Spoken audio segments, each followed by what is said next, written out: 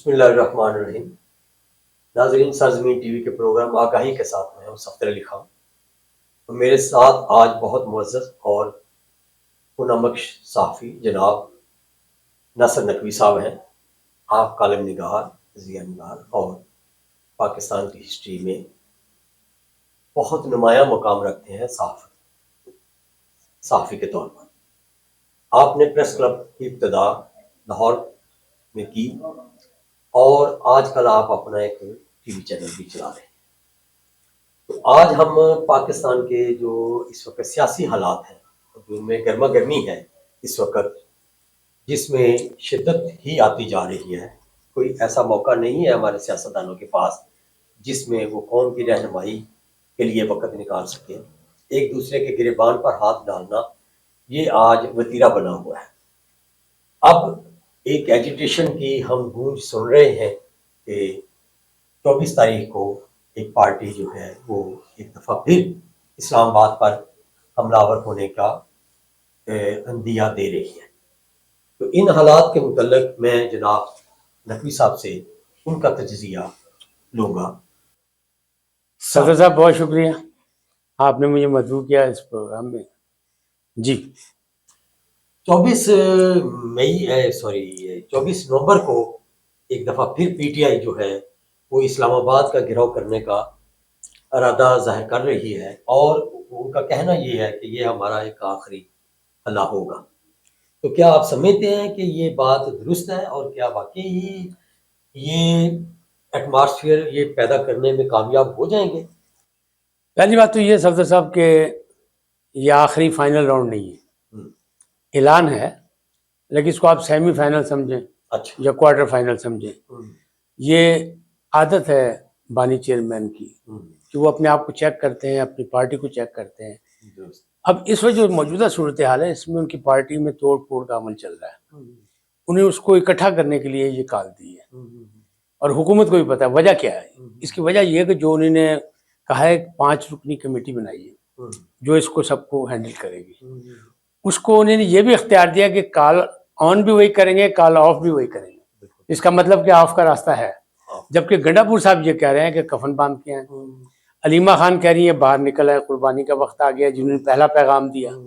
علیمہ خان نے خان کا پہلا پیغام جیل سے لا کے دیا، وہی فائنل کال دی، لیکن اس کی جو منصوبہ بندی ہے وہ پشاور میں بیٹھ کے بشرا بی بی کر رہی ہیں، اور بشرا بی بی کے بارے میں تضاد یہ ہے کہ وہ مشال یوسف زئی جو ان کی اسپوک مین ہے، اور وزیر اعلیٰ کے جو مطلب ہیں ترجمان بیرسٹر سیف، وہ یہ کہہ رہے ہیں وہ غیر سیاسی پارٹی ہے، بشرا بی بی غیر سیاسی ہیں، لیکن پنجاب کے، لاہور کے، پاکستان کے M P M N S کو بلا کے انہوں نے نہ صرف ٹاسک دیا ہے بلکہ دھمکی بھی دی ہے کہ جو شخص نہیں لے کے آئے گا وہ پارٹی سے فارغ ہے۔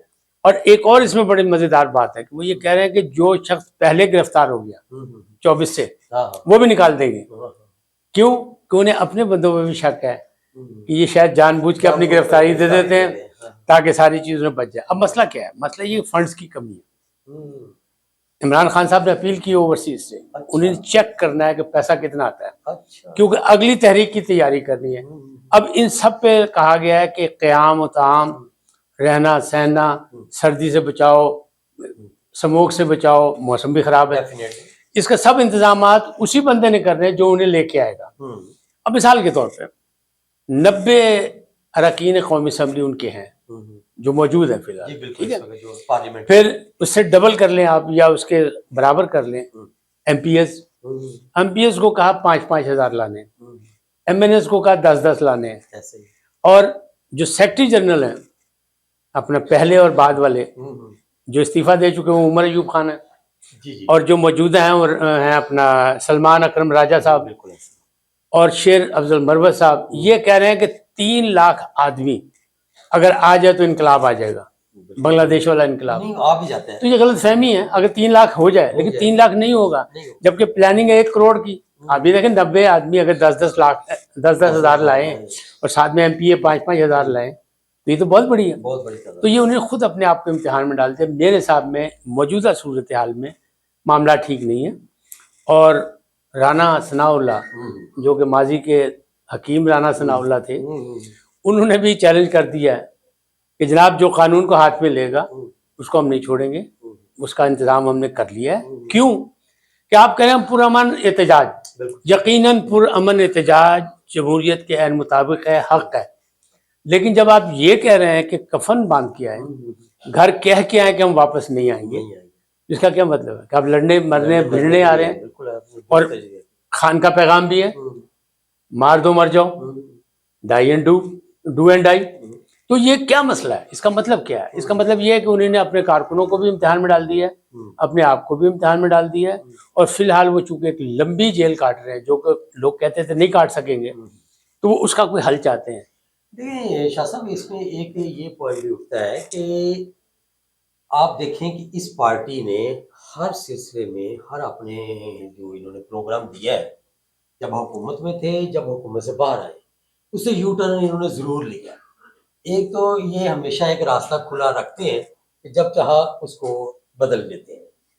سیکنڈلی میں سمجھتا ہوں یہ کہ اس موقع پر یہ جو پیغام دیا گیا ہے ڈو اور ڈائی کا، یہ بہت ہی خطرناک ایک یہ سیدھا لڑائی جھڑک ہے، سیدھا لڑائی جھگڑا ہے۔ یہ جمہوریت کا انداز نہیں ہے۔ اثر جو ہے وہ ان لوگوں پر ضرور پڑے گا جو صرف سیاست میں حصہ لینا چاہتے ہیں، کیونکہ انہیں یہ آگاہی مل گئی ہے کہ اگر وہاں گئے تو وہاں ہنگامہ آرائی ضرور ہوگی۔ اچھا دیکھیں، ڈو اینڈ ڈائی بھی ٹھیک ہے، وہ لوگ نکلنے سے میرا خیال ہے کہ نہیں نکلیں گے وہ، صدر صاحب بات یہ ڈو کیونکہ اینڈ ڈائی کا پیغام وہ بندہ جائے گا جو یہ ٹھان لے گا کہ وہاں چاہے لڑائی ہو چاہے امن ہو، ہم وہاں کھڑے رہیں گے۔ اچھا وہ کیوں ٹھان لے گا؟ لوگ، میرا خیال ہے کہ عام بندہ اس میں شامل، میری عرض یہ ہے، نہیں وہ عام سے تو بات بھی نہیں کر رہے، وہ تو اپنے کارکنوں سے بات کر رہے ہیں، اپنے عہدیداروں سے بات کر رہے ہیں، اتنی تعداد پہ اکٹھی نہیں کر نہیں ہوگی۔ ایک تو یہ ہے، دوسری بات ایک اور ہے، دوسری بات یہ ہے کہ دیکھیں سیاسی طریقہ کار یہ نہیں ہے، یہ دباؤ بڑھا رہے ہیں کیونکہ ان کی خواہش ہے کہ اسٹیبلشمنٹ سے بات ہو۔ اسٹیبلشمنٹ نے صاف انکار کیا ہوا، وہ کہتے ہیں سیاسی پارٹیوں سے بات ہو، سیاستدانوں سے بات کریں، سیاسی بات کریں۔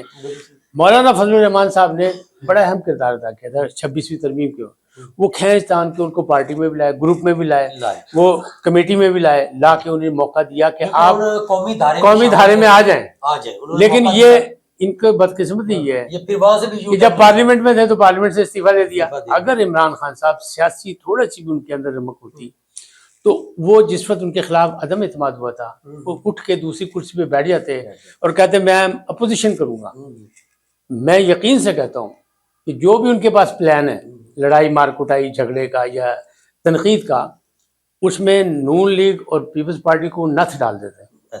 لیکن میں کچھ اور کہتا ہوں، جب آپ اسٹیبلشمنٹ کے ذریعے کھیلتے ہیں، اسٹیبلشمنٹ کے ذریعے انقلاب لاتے ہیں یا اقتدار میں آتے ہیں، تو پھر اسٹیبلشمنٹ اپنے بندے بھی ارد گرد لگا دیتے ہیں۔ وہ نادان دوست جو ہیں، وہ نادان دوست ادھر ادھر ہلنے نہیں دیتے۔ انہوں نے کہا ہوگا نہیں خان استعفیٰ دے، دیکھ کی ہوئے گا، وقت پہ جائے گا، استعفیٰ دلوا دیا۔ تو وہ آپ نے اب لیکن ایک بات لیک سنی تھی چودھری پرویز الہی کی، ہاں جو اس نے کہا تھا کہ یہ 2-3 دن یہ فواد چودھری یہ 2-3 دن پہلے پکڑا جاتا ہاں تو کچھ نہ سمجھ۔ اب دیکھیں نا، یہ بھی کہا گیا سپریم کورٹ نے الیکشن بھی نہیں کرائے اور الیکشن کمیشن نے بھی الیکشن نہیں کرائے، اور کے پی کے کی بھی الیکشن رہ گئے، پنجاب کے بھی الیکشن رہ گئے، تو ان کی منصوبہ ختم۔ لیکن ایک بات جو آپ نے کہا نا کہ ہر چیز پہ یو ٹرن لیتا ہے، نوٹ کریں کہ خان صاحب نے ایک چیز پہ یو ٹرن نہیں لیا۔ وہ کیا ہے؟ وہ نہیں کہا تھا مجھے اقتدار سے نکالیں گے تو میں چین سے نہیں بیٹھوں گا، نہ بیٹھنے دوں گا، لہٰذا انہوں نے پورا 1.5 سال دیکھ لیا، وہ جیل میں رہ کے بھی خبروں کا عنوان ہے۔ یہاں اصل نقطہ یہ اٹھتا ہے پاکستان، جی پاکستان کی معاشی صورتحال جو ہے وہ اتنی اچھی نہیں ہے۔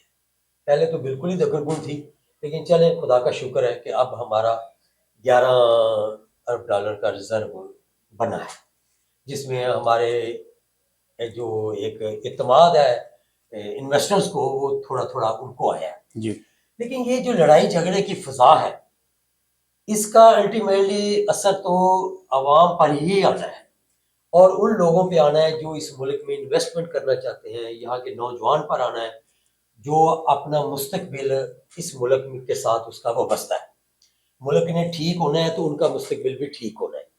ان حالات میں کیا کوئی ایسا شخص آگے نہیں آنا چاہیے جو ان معاملات کو سنبھالے اور لوگوں کو ایک قومی دھارے میں لے کے آئے، بات چیت کے راستے کھولے، کیونکہ جتنی بھی لڑائی ہو جائے دنیا کی عالمی جنگوں کے بعد بھی آخرکار مذاکرات ہوتے ہیں، جی جی. تو کیا ہمارے ملک میں ان لڑائیوں کے سے پہلے کوئی مذاکرات کے امکان آپ کو نظر آتا ہے کہ یہ بالکل ہی دروازہ بند ہو چکا ہے؟ دیکھیں سیاست میں پہلی جو بنیاد ہے وہ رواداری برداشت کی ہے، کہ میں آپ کی بات سنوں، آپ کو جواب دوں، بات کروں اور لاجیکلی بات کروں. بالکل جہاں پر دلیل نہیں ہوتی وہاں لڑائی ہوتی ہے.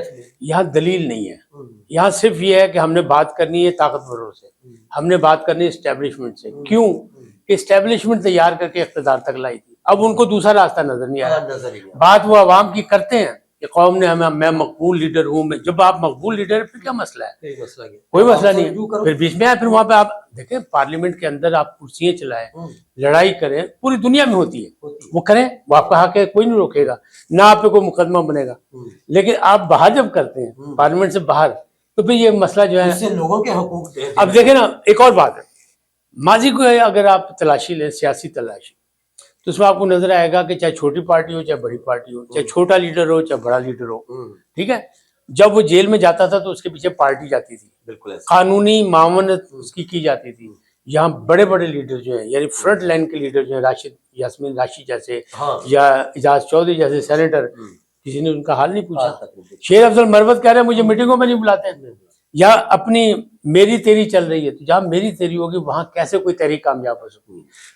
دعویٰ یہ ہے کہ بنگلہ دیش کی تحریک، نوجوان آئیں گے، نوجوان ہیں، تو بنگلہ دیش کی تحریک بھی نہیں ہو سکتی، اس لیے کہ نوجوان اور اسٹوڈنٹ جو ہیں، ٹھیک ہے ان کے ساتھ جو ہیں، لیکن کوئی اسٹوڈنٹس یونین نہیں موجود کہیں، وہ بھی اکٹھے نہیں ہیں، وہ بھی کسی قائد کے مطلب منتظر ہیں. تو فی الحال نہیں، پہلے وہ پیدا کرنے پڑیں گے. بہت شکریہ شاہ صاحب، آپ نے بہت دور اندیشی کی باتیں کی، اور اللہ سے دعا ہے کہ ملک کے حالات پرامن ہوں اور ہم یکجہتی کے ساتھ اپنے ملک کی ترقی میں حصہ ڈالیں. بہت شکریہ. بہت شکریہ.